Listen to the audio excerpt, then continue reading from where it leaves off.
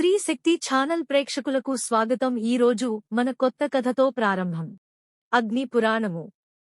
అగ్ని పురాణములో శ్రీ మహావిష్ణువు ప్రధాన దైవంగా నడుస్తుంది.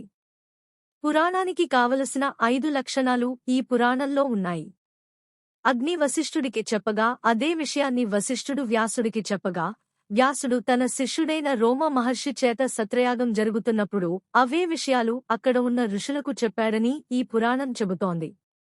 ఇందులో విష్ణువు అవతారాల గురించి, విశేషించి రామావతార్, కృష్ణావతారాల గురించి, పృథ్వీ గురించి ఉంది.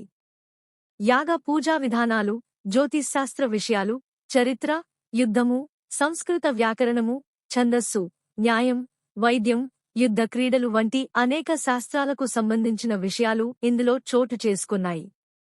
ఇది 8 నుంచి 9 వరకు శతాబ్దాల మధ్యలో రూపుదిద్దుకొన్నదని ఒక అభిప్రాయం ఉంది. 10–11 శతాబ్దాల మధ్య అని కూడా కొందరంటారు. ఈ కాలంలో ప్రస్తుత రూపానికి పరిణమించినా కాని అసలు పురాణం అంతకంటే చాలా పురాతనమైనదని భావించవచ్చును. అగ్ని పురాణాన్ని తామాస పురాణంగా చెబుతారు. మొదటి అధ్యాయాలలో మతీస కూర్మ వరాహ అవతారాల గురించి చెప్పబడుతుంది. తరువాత రామాయణం చెప్పబడుతుంది.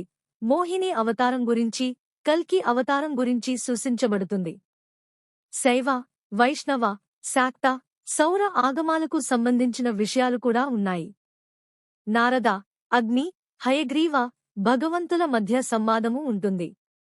వాసుదేవ సంకర్షణ ప్రద్యుమ్న నిరుద్ధనారాయణ పూజా విధానము చెప్పబడింది.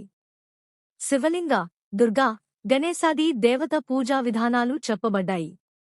అసలు ఈ పురాణంలో 12,000 శ్లోకాలు ఉన్నాయని ప్రథమ అధ్యాయంలోనూ, 15,000 శ్లోకాలు ఉన్నాయని చివరి అధ్యాయంలోనూ చెప్పబడింది. కాని ప్రస్తుత కాలములో 11,457 శ్లోకాలు మాత్రమే ప్రాచుర్యంలో ఉన్నాయి. అయితే ఈ పురాణంలో కొంత గద్య భాగం కూడా ఉంది. మధ్యయుగములో జరిగిన శైవ వైష్ణవ ఘర్షణల వల్ల కొన్ని శ్లోకాలు చొప్పించబడ్డాయనే వాదన కూడా లేకపోలేదు. వైష్ణవ పంచరాత్రము, భగవద్గీతలోని కొన్ని శ్లోకాలు చొప్పించబడ్డాయని, వైష్ణవఛాయ కల్పించబడిందనే వాదన కూడా ఉంది. మొదటి అధ్యాయంలో అగ్నిని విష్ణువుగా, రుద్రుడు. ఇంతటితో కథ సమాప్తం. మరొక కొత్త కథతో కలుసుకుందాం.